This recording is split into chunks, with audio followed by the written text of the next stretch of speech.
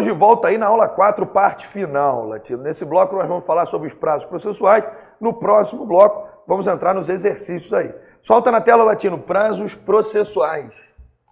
Os prazos processuais. Os prazos, o que são eles? São intervalos de tempo estabelecidos para que, dentro deles, dentro dos prazos, sejam praticados os chamados atos jurídicos. Sendo processual a natureza do ato, ter-se-á o chamado prazo processual. O prazo processual, ele pode ser classificado segundo a sua origem em legal e judicial. Prazo legal é aquele prazo fixado em lei. Judicial é o prazo assinado pelo juiz. E nesse ponto, estabelece o artigo 218 que os atos processuais devem ser praticados nos prazos previstos em lei. Omissa a lei, incumbe ao juiz fixar o prazo, levando em consideração a complexidade do ato a ser praticado. Então vamos analisar, vem aqui comigo rapidinho, Latino, sobre o prazo aí. Qual é a regra do jogo? A lei é que deve falar os prazos. Se a lei não fala, o juiz é quem fala os prazos. Como é que o juiz fala prazo? Toma cuidado com isso também. Não existe, vocês estudam muito no direito administrativo, uma coisa que se chama discricionariedade, né? Você estuda o ato vinculado e o ato discricionário. No CPC não existe ato discricionário, tá? Tudo aqui é vinculado. Então vamos lá. Quando a lei não fala o prazo, quem fala? O juiz. Mas o juiz, ele pode assim discricionariamente falar o prazo? Não. Ele tem que analisar o quê? A complexidade do ato. Então, se o juiz ele me dá um prazo muito curto para eu praticar um ato complexo, eu posso impugnar. Mas, excelência, você me deu um prazo muito curto e o teu ato é vinculado. Você não pode me dar um prazo curto para praticar esse ato que é muito complexo. Ele me pede os últimos impostos de renda dos últimos 10 anos. Eu não tenho. Dos últimos 10 anos tem que ligar para o contador tem que pegar com não sei o quê. Então, ele tem que analisar lá os prazos de acordo com a complexidade do ato. Então essa é a regra do jogo. Quem fala prazo? A lei. Se a lei não fala prazo, quem fala é o juiz. Como que o juiz fala o prazo? De acordo com a complexidade do ato a ser praticado. Solta na tela, Latino. Não havendo prazo legal e não tendo o juiz assinado o prazo, deverá o ato ser praticado em 5 dias, conforme estabelece lá o artigo 218, parágrafo 3º. Volta aqui rapidinho. Então veja, se a lei não fala o prazo, então a lei não falou o prazo, o juiz também não falou o prazo será de 5 dias. Só temos que tomar cuidado, porque para a fazenda pública, né, para a autarquia, para o Ministério Público, para as fundações de direito público, esse prazo será em dobro, beleza? Então, quem fala o prazo é a lei. Se a lei não fala o prazo, é o juiz. O juiz fala de acordo com a complexidade. Se a lei não fala e o juiz não fala, qual é o prazo? 5 dias. Só cuidado que se for fazenda pública aí, o prazo será de 10 dias. Só está na tela rapidinho, Latino. Admite-se também que o juiz ele amplie por até 2 meses os prazos legais, nos lugares em que seja difícil o transporte. E tendo havido uma calamidade pública, a ampliação dos prazos pode ultrapassar esse limite. Então, olha que interessante, volta aqui. A lei falou o prazo. A lei foi lá e falou o prazo. O juiz, ele vai fazer o quê? Ele pode ampliar. Então, o juiz ele pode ampliar os prazos em que a lei estabelece. Vamos ao artigo 222. Solta na tela aí, Latino. O artigo 222. Então, perceba que o juiz não vai falar prazo só quando a lei for omissa. Às vezes, a lei fala o prazo e o juiz estica o prazo. Não tem problema nenhum. Olha o que diz aí o artigo 222. É um artigo, inclusive, muito cobrado em prova, tá? Artigo 222. Na comarca, seção ou subseção judiciária, onde for difícil o transporte, o juiz poderá prorrogar os prazos por até 2 meses. Então, ele pode ampliar até 2 meses. Até 2 meses. E olha que interessante, que diz lá o parágrafo 2º. Havendo calamidade pública, O limite previsto no caput, qual é o limite? 2 meses. Poderá ser prorrogado. Então, poderá lá ser prorrogado, se for excedido. Havendo essa calamidade pública, o limite previsto no caput para prorrogação de prazo poderá ser excedido. Então, se eu tenho calamidade, né, eu posso ultrapassar esse prazo de 2 meses. Então, cuidado em prova, isso é muito comum em prova. O juiz ele pode dilatar, ele pode ampliar o prazo que a lei deu. A regra do jogo é, a lei que fala o prazo, o juiz fala se a lei não falar. Mas em alguns casos, mesmo a lei falando o prazo, o juiz vai poder ampliar. Se você quiser, como o CPC é um quebra-cabeça aí, você pode pegar o artigo 222 do CPC e fazer uma remissão para o artigo 139, inciso 6º, também do CPC. São artigos muito cobrados em prova. Aqui você já tem uma questão de prova. Esse artigo aqui cai muito em prova. O artigo 139, inciso 6º do CPC, diz que o juiz pode dilatar os prazos processuais e alterar a ordem de produção dos meios de prova, quando for mais efetivo para o processo. Ele não pode dilatar quando ele quiser. Lembre-se disso. Não existe ato discricionário do juiz. Então, o artigo 139 diz que o juiz pode dilatar para atender à efetividade do processo, para dar mais efetividade. Não é porque ele quer. Então, por exemplo, o prazo da contestação são 15 dias. O juiz pode ampliar para 20? Pode, não tem problema nenhum. Mas ele pode sempre? Não. Se ele verificar que o autor juntou 1000 documentos, 433 laudas, aí fica difícil para o réu contestar em 15 dias. Aí o juiz vai lá e faz o quê? Amplia. Só cuidado para comparar o 139º com 222, parágrafo 1º. Porque ampliar, ele pode, mas reduzir não. Olha só que interessante o parágrafo 1º do artigo 222. Ao juiz é proibido, ao juiz é defeso, ao juiz é vedado reduzir prazos peremptórios. Prazo peremptório é o prazo da parte, né? Do autor, do réu ou do terceiro interessado. Então ele não pode reduzir os prazos peremptórios sem anuência das partes, somente com autorização. Diferente do 139º. No 139, inciso 6º, ele pode dilatar mesmo sem autorização, mesmo sem a anuência das partes. Já no 222, parágrafo 1º, ele só pode reduzir se ele tiver autorização das partes, tá bom? Então esse artigo aí, 222, é muito importante para a sua prova. Solta na tela aí rapidinho, Latino. O slide aí, ó, está aparecendo aí na sua tela, já lemos esse slide. Contam-se os prazos processuais, excluindo o dia do começo e incluindo do vencimento. Volta aqui rapidinho. É o artigo 224, que é a mesma regra do direito administrativo. Você que está estudando direito administrativo, é a mesma regra. Eu nunca vou contar o dia do começo. Eu só vou contar o dia seguinte, a partir do momento que começa a fluir o prazo, da intimação. Então, se você foi intimado na segunda-feira, conta segunda? Não, conta terça. Então, eu vou excluir o dia do começo e vou incluir o dia do término. Vamos grifar aí, ó, o artigo 224, que eu vou colocar também aí na sua tela. O artigo 224, muito cobrado em prova também.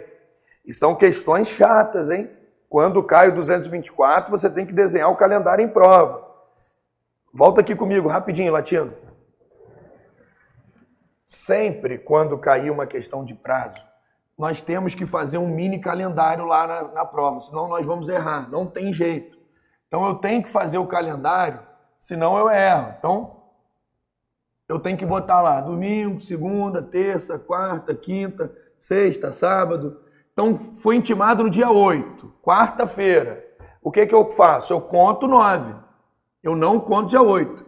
Então qual é o macetinho que a gente faz em prova? Você sempre desenha um calendário e coloca o X quando não conta. Então, por exemplo, se sexta-feira, dia 10, não tem expediente forense, o artigo 216 do CPC diz que é feriado, não teve expediente forense. E se é feriado, fica suspenso o prazo. Então, eu não conto dia 10, não conto dia 11, não conto dia 12, e aí eu vou contar dia 13. Então eu coloco um X e uma bolinha naquilo que conta, tá bom? Cuidado com 224 aí. Se cobrar o prazo, a gente tem que desenhar o calendário na prova, não vai ter jeito. Solta na tela aí, Latino, rapidinho, o slide sobre o prazo processual. Então cuidado com o artigo 224 em prova, que os prazos, eles excluem, né, o início da contagem, o dia do começo, e inclui o do vencimento. Assim, por exemplo, se o termo inicial do prazo é uma segunda-feira, o primeiro dia útil a ser incluído na contagem é o dia seguinte, a terça-feira. Caso no dia do começo do prazo o expediente forense comece depois do horário regular ou encerre antes, fica o termo inicial do prazo protraído para o primeiro dia útil imediato. Também há um prolongamento como este, quando no dia do vencimento do prazo o expediente começar ou encerrar antes do horário regular. Olha o que está dizendo aí o artigo 224, parágrafo 1º. Grifa aí, está aparecendo aí na tua tela, o parágrafo 1º, 2º e 3º do 224. Volta aqui comigo, Latino. É muito importante isso. O parágrafo 1º do artigo 224 diz que os dias do começo e do vencimento do prazo, eles são protraídos para o primeiro dia útil seguinte, se coincidirem com o dia em que o expediente forense foi encerrado antes ou iniciado depois da hora normal. E qual é a hora normal mesmo, hein? É aquela que está prevista na Lei de Organização Judiciária, ou houver indisponibilidade de comunicação eletrônica. Então veja que interessante. Lembra do fórum que acabou a água e terminou mais cedo o expediente? Naquele dia vai ser considerado feriado, vai ficar suspenso o prazo. Então se naquele dia, na terça-feira, venceu o meu prazo, aí eu chego lá no fórum de Duque de Caxias, acabou a água, fechou o fórum. Opa, eu posso protocolar na quarta-feira, no dia útil seguinte, não tem problema nenhum. E o parágrafo 2º do 224 diz lá, considera-se como data de publicação o primeiro dia útil seguinte, o da disponibilização da informação, o diário oficial. Então, se foi publicado no diário na quarta-feira, eu sou intimado na quarta-feira e o prazo começa a contar na quinta. A contagem de prazo, esse parágrafo 3º para mim é o mais importante, talvez até do código, porque o advogado ele tem que saber mexer com prazo, né? A contagem de prazo terá início, ela vai começar no primeiro dia útil ao seguir da publicação. E perceba que nós temos aqui até uma possível pegadinha de prova.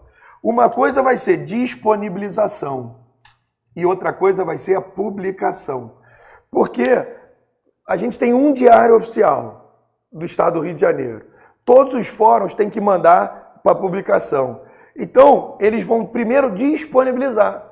Eu estou disponibilizando 10 processos, a segunda vara civil está disponibilizando 8 processos. A disponibilização não significa intimação. Não começo a contar o prazo a partir da disponibilização. O parágrafo 3º do artigo 224 diz que a contagem do prazo terá início no primeiro dia útil que seguir o da publicação, hein? E não o da disponibilização. Cuidado em prova. Então é da publicação aí. Apesar da disponibilização, você como advogado já consegue ver a sentença do juiz. A partir do momento que é disponibilizado, você já consegue ver a sentença do juiz. Só que o prazo não está correndo ainda. Só vai correr a contagem do prazo, só vai ter início no primeiro dia útil que seguir a publicação. Só que o novo CPC, ele permite, mesmo antes do início da contagem do prazo, a prática do ato processual, né? O artigo 218 do CPC permite às partes praticarem os atos processuais mesmo antes do início da contagem do prazo. Tá bom? Tá lá no 218. Solta na tela aí, Latino, o slide. É importantíssimo esse artigo 224 para a sua prova. Então, nós já vimos isso aí. A contagem dos prazos processuais fixados em dias não é contínua, suspendendo-se nos dias em que não haja expediente forense. Está no artigo 219. Esta regra, porém, só se aplica aos prazos fixados em dias. Quando o prazo for fixado em outra unidade de tempo, como, por exemplo, prazo fixados em meses, os prazos serão contínuos. Nele, se incluindo, inclusive, os sábados, os domingos e outros dias em que não há expediente forense. volta aqui comigo rapidinho. É muito comum nós pensarmos que todos os prazos processuais são dias úteis. Só tem que tomar cuidado. Eu só vou aplicar os dias úteis se a fração de tempo for em dias. Se o juiz bota assim, intime-se o autor para apresentar no prazo de 10 dias a procuração. Opa, aí sim eu tenho 10 dias úteis. Por quê? Porque a fração de tempo determinada pelo juiz foi em dias. Mas se o juiz bota assim, intime-se o autor para no prazo de 2 meses apresentar o documento Y. Opa, 2 meses, dias corridos. Então toma cuidado aí na sua prova, tá? Eu tenho 2 critérios para saber se o prazo vai ser em dias úteis ou em dias corridos. Primeiro critério, o prazo é processual ou é material? Se é processual, primeiro critério, está cumprido. Segundo critério, a fração de tempo é em dias? Então são dias úteis. Então, se a prática é ato processual, dias úteis, eu tenho que ver a fração de tempo. Professor, então eu posso ter uma fração de tempo em dias que não sejam úteis? Sim. Por exemplo, se o juiz bota assim, intime-se ao réu para pagar a quantia de folhas 18 no prazo de 10 dias. São úteis ou corridos? Corridos. Por quê? A obrigação de pagar pertence ao direito material e não ao direito processual. Então, apesar do juiz ter falado assim, pague o réu em 10 dias, esses 10 dias serão o quê? Corridos. Professor, então eu posso falar que na execução todos os prazos que envolvem pecúnia, que envolvem obrigação de pagar, são dias corridos. Errado. O STJ, ele tem um julgado que menciona expressamente naquele julgado que na execução os prazos são os dias úteis, porque lá na execução o executado ou o exequente, eles podem praticar atos processuais.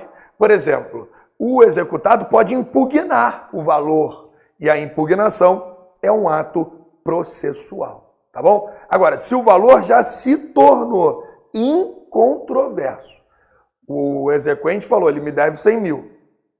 O executado falou, devo 100 mil mesmo. E o juiz mandou pagar os 100, agora são dias corridos. Porque agora o fato se tornou incontroverso e ele perdeu a prática de atos processuais. Beleza? Então, macetinho para a prova aí. Se o ato é processual e corre em dias, serão dias úteis. Se o ato não é processual, mesmo que corra em dias, são dias contínuos, dias corridos. Solta na tela, Latino, outro critério interessante aí, ó, está aparecendo na sua tela. Permite classificar os prazos processuais em próprios ou peremptórios e impróprios. Prazos próprios, ou seja, peremptórios, são aqueles cujo decurso implica na perda da possibilidade de praticar um ato processual. Então, volta aqui. Veja, a contestação é um prazo peremptório. Por quê? Porque além de ser um prazo da parte, é um prazo em que, se acabar esses 15 dias aqui, a parte, o réu, ele perde a possibilidade de praticar um ato processual. Então, o prazo da contestação, são 15 dias, é considerado pela melhor doutrina como um prazo próprio e peremptório. É um prazo próprio e peremptório. Por quê? Porque é um prazo da parte e se sujeita à perda da possibilidade de praticar o ato processual. E você que está estudando CPC, sabe que toda vez que a gente fala isso, perda da possibilidade de praticar ato, nós estamos falando em preclusão. Isso é sinônimo de preclusão. O que é uma preclusão? A preclusão é a perda da possibilidade de praticar o ato processual. Isso é preclusão. Preclusão é a perda da possibilidade de se praticar um ato processual. Se eu perco o prazo, eu tenho prazo lá de 15 dias. Eu perdi o prazo, vou protocolar aqui depois do prazo, eu tenho a chamada preclusão o quê? Preclusão temporal. Não pratiquei o ato dentro do prazo previsto em lei ou assinado pelo juiz. Então eu tenho a preclusão temporal. Eu perco a possibilidade de praticar o ato processual. Isso está no artigo 223. Só que é o que dá, por exemplo, solta aí na tela, Latino, com um prazo para oferecer contestação, que eu acabei de dar o exemplo. Agora, nós temos também os chamados prazos impróprios, que aparecem aí na sua tela. Prazos impróprios são aqueles cujo decurso não acarreta a perda da possibilidade de praticar o ato. Como, por exemplo, o prazo de 5 dias para que o juiz profira despacho, sendo válido o despacho proferido após esse prazo. Os prazos próprios ou peremptórios não podem ser reduzidos pelo juiz sem anuência das partes. Podem tais prazos, porém, ser ampliados, nós já vimos isso, artigo 139, inciso 6, de modo a adequá-lo às necessidades do caso concreto, e que só pode ocorrer também antes de encerrado o prazo previsto na lei. Volta aqui comigo rapidinho. No CPC revogado, CPC de 1973, nós aprendíamos no colégio assim, ó, prazo impróprio, prazo do juiz, prazo da autoridade, prazo próprio, prazo das partes. Você que estudou o CPC antigo deve se lembrar disso. Nós fomos doutrinados assim. A vida inteira, quando nós estudávamos prazos próprios, e cuidado, você que vai fazer prova de TJ, toda prova de TJ de nível médio pergunta a diferença de prazo próprio para impróprio. Até porque você, técnico judiciário, é que vai certificar o prazo. Então, toda prova de TJ pergunta prazo. E no próximo bloco você vai ver, a gente vai fazer as questões aí, vai ver que isso cai em prova. Então, cuidado, principalmente, Latino, tem como dar um zoom aqui pertinho de mim? A minha filha passou batom em mim ontem, mas eu estou sem batom ontem, tá, Latino? Dá um zoom aqui que o papo é reto. Toma muito cuidado, porque você que estudou o processo civil antigo, nós fomos doutrinados assim.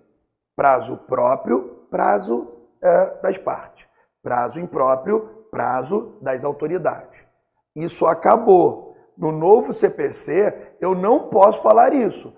Por quê? Porque no novo CPC, eu tenho prazos impróprios de autoridades que precisam ser cumpridos. Quer ver um negócio? Vai lá no artigo 178 do CPC. O artigo 178 do CPC diz que o Ministério Público ele tem um prazo de 30 dias para a prática do ato enunciativo, do parecer. Então, aquele prazo é um prazo de uma autoridade, concorda? É o prazo do Ministério Público. Mas, apesar de ser um prazo de uma autoridade, ele é um prazo próprio. É um prazo que tem que ser cumprido. Se não cumprir, o juiz avoca o processo, solicita e dá andamento. Então, cuidado em prova. Vamos fazer uma questão aqui. Os prazos das autoridades são prazos impróprios, porquanto não precisam ser cumpridos. Certo ou errado? Errado, porque não são todos os prazos das autoridades que serão considerados prazos impróprios. Então, a gente não pode mais fazer aquela diferenciação que fazíamos no passado. No passado era assim, prazo próprio, prazo da parte. Prazo impróprio das autoridades. Não é mais assim. No novo CPC, como é que nós fazemos? Prazos próprios são prazos peremptórios. Prazos próprios são prazos peremptórios. Professor, e o que é um prazo peremptório? O grande exemplo está aqui, ó. Contestação. O que é um prazo próprio ou peremptório? É o prazo em que, se não for praticado o ato dentro daquele prazo, gerará uma preclusão. Nós vamos ter ali uma preclusão. Isso é um prazo próprio, é um prazo peremptório. Professor, e o que vai ser o prazo impróprio no novo CPC? Vai ser os prazos fictos, aqueles prazos em que, se não for cumprido, não gera nenhuma sanção. Ah, professor, então eu posso falar que todo o prazo do juiz é um prazo. Não. Cuidado. Existem casos no novo CPC que o prazo de Deus, o prazo do juiz, também vai ser próprio e peremptório. Mas vamos ver isso aqui, já. Então, assim, eu não posso generalizar, falar todos os prazos do juiz são impróprios e ele cumpre quando ele quiser. Lógico que não. Quer ver um negócio? Vamos ver logo isso. Solta o CPC na tela aí, Latino. Vou mostrar aqui para eles um prazo do juiz, que se ele não cumprir, ele está ferrado. Olha aqui, ó, o 143. Eu adoro isso, curso online por isso. Você bota o Ctrl F e acha tudo aqui. Olha só o que diz o artigo 143. Solta na tela aí, Latino. Artigo 143. Olha só, o artigo 143 está aparecendo aí na sua tela. Deixa na tela, Latino. O artigo 143 diz que o juiz responderá civil e regressivamente por perdas e danos quando? Olha o cavalheiro aí. Quando? Quando, no exercício de suas funções, proceder com dolo ou fraude. Quando? Quando recusar, omitir ou retardar, olha aí, ó, sem justo motivo, providência que deva ordenar de ofício o requerimento. E olha o parágrafo único.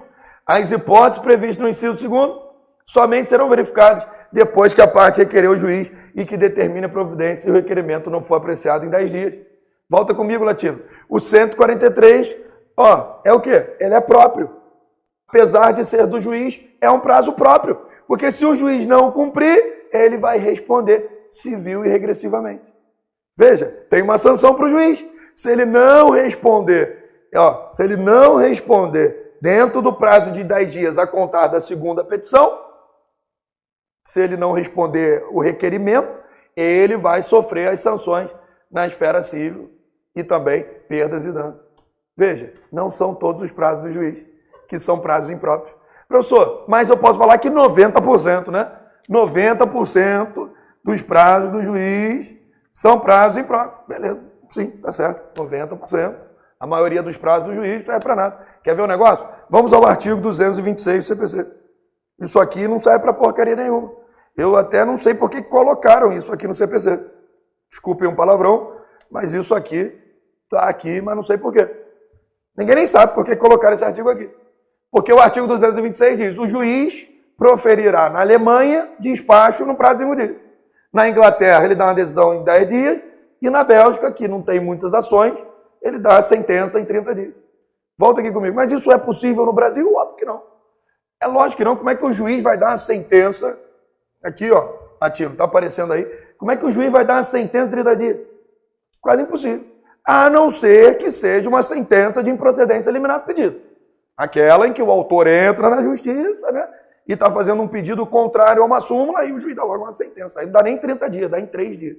Beleza? Então, se vocês quiserem anotar aí, esse prazo do artigo 223 é prazo impróprio, serve para nada. Está aqui só para cair em prova de concurso mesmo, porque não serve para nada. Na prática, se o juiz ultrapassar esses 5 dias do despacho, ultrapassar os 10 dias da decisão interlocutória, ou os 30 dias, não acontece nada com ele.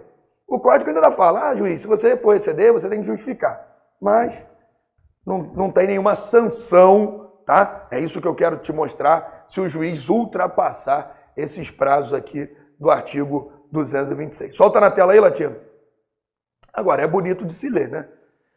No segundo parágrafo do teu slide aí que está aparecendo na sua tela, é importante observar que, encerrado o prazo peremptório, ou seja, prazo próprio, eu quero que a partir de hoje você saiba que prazo peremptório é sinônimo de prazo próprio. Sem que o ato tenha sido praticado, desaparece a possibilidade de praticá-lo. É a preclusão. Só que tem uma exceção. Fica, porém, aparece aí na sua tela, assegurado à parte o direito de realizá-lo se provar que não fez por justa causa. Assim considerado qualquer evento alheio à vontade da parte que a tem impedido de praticar o ato por si ou mandatário.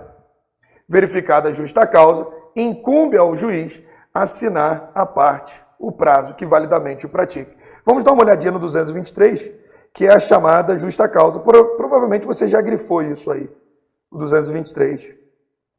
Olha só aí, ó, como é importante esse 223 para a prova. Volta comigo aqui rapidinho, Latino. O artigo 223 diz que, decorrido o prazo, extingue-se o direito de praticar ou de emendar o ato processual, independentemente de declaração judicial, ficando assegurado, porém, a parte provar. Ela tem que provar. Olha aqui, ó. E aqui a inversão do ônus da prova é legal, cabe a ela provar, que não realizou por justa causa. E o parágrafo 1º diz: considera-se justa causa o evento alheio à vontade da parte que a impediu de praticar o ato. E o parágrafo 2º diz: após verificar a justa causa, vai ser ele, o juiz, que permite à parte a prática do ato no prazo que assim ele assinar. E aí, na aula 4 ainda, né, quando nós estudamos aqui a prática eletrônica dos atos processuais, eu dei um exemplo para vocês, né, do artigo 197, parágrafo único. O artigo 197, parágrafo único do CPC. É importante que você faça uma remissão aqui, quem não fez ainda. O artigo 223, você pode fazer uma remissão para o artigo 197, parágrafo único.